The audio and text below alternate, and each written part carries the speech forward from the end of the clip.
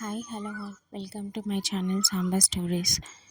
ఈరోజు మనం నా యూట్యూబ్ ఛానల్లో నువ్వుల పచ్చడి ఎలా తయారు చేయాలో మనం తెలుసుకుందాం.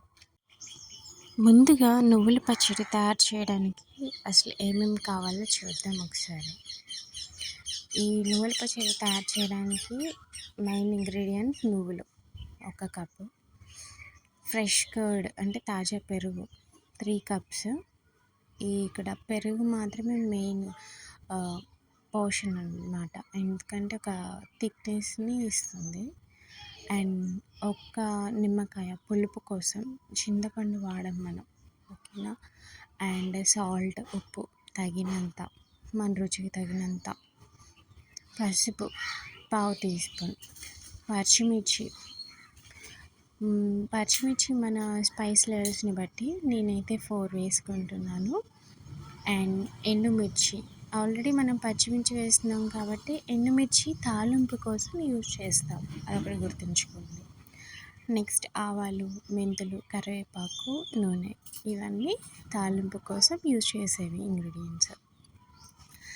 అయితే ఇప్పుడు తయారీ విధానాన్ని కూడా ఒకసారి చూద్దాం రండి. నువ్వుల పప్పు కొద్దిగా వేయించి తీయాలి, అంటే లైట్గా ఫ్రై చేసి పక్కన పెట్టుకోవాలి.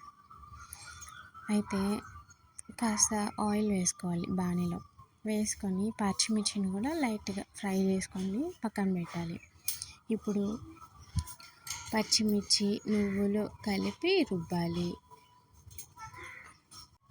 ఇప్పుడు మెత్తగా కలిపిన ఈ పచ్చిమిర్చి నువ్వుల మిశ్రమాన్ని పెరుగు తీసుకున్నాం కదా ఇందాక 3 కప్పులు, అందులో వేసుకొని కలపాలి.